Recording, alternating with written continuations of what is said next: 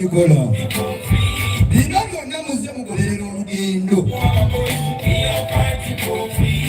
Kakati twagala musajja mukulu ajja tulage ebintu olugendo. Omusajja wali mukikola. Kakati Bobi yayita mu bantu. Afternoon ayita mu bantu. Ababuze ku nsonga eyo. Constitution ekwatibweko oba nedda. Emmongo yatugikwata geetandikira ku musajja ono. He asked the Ghana residents their position regarding the lifting of the presidential age limit.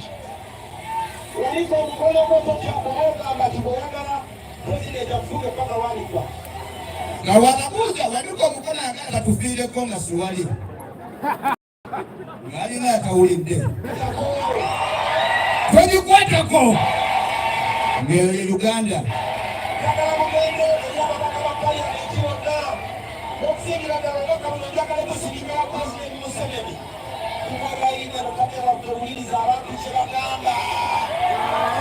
Naye nga kyoterabira kompiti nga n'omusajja omusibira mu ggwa ati yo onirisiki. Desemba 2017 Parliament erireetinga ku nsonga eyo.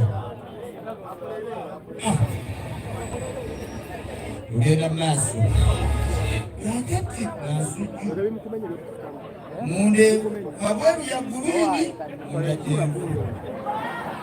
Ezengamba bado gamba ki. Nsidira ki. Uli atiyitamu. Go away.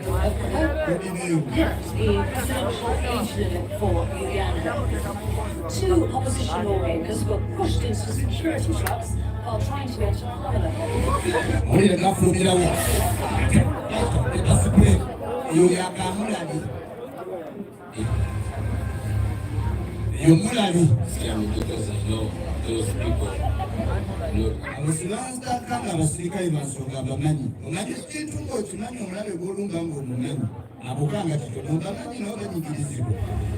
And I know one day. Era nkimanyi lunaku lumu kyatwegeta. I know that for sure. Simanyi nkakasa. Ye Bobi. Egenda maaso. Akati okudako mu Parliament. Kati jjukira Bobi yagenda nga neebuuza ku bantu kyajjayo kyaleeta eno. Kati okudda mu Parliament ki ekiriyo?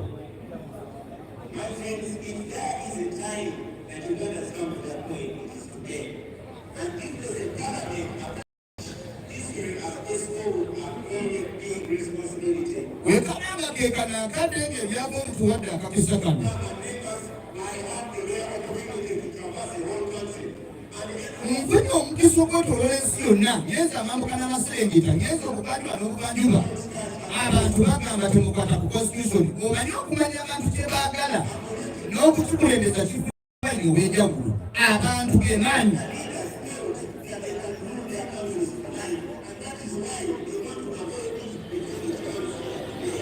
Owulidde?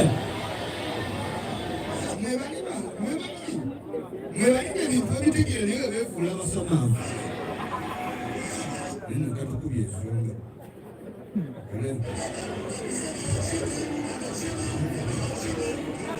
Ekinyumira ku bantu bano bategeera ensonga mangu erina okuba. Naye beebuuza ate kyatugamba. Tugenda maaso. Naye ng'ajjukira etanabala kumala myezi 5 mu Parliament. Walugerera ebintu ebyo. Just imagine.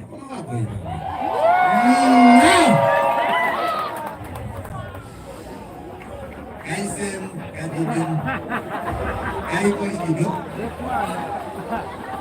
Kaliko ligino tukati. Nakati okudda mu Parliament uganda lwakabanga. Kati batandika okusoma gikwateko togikwatako nze n'ababidi yeesa gikwateko n'atuula. Speaker, yes. Yes. Yes.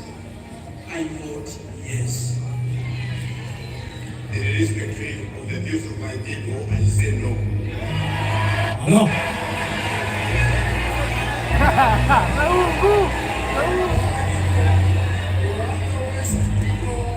You always the paper. And they did it, you know. Agani.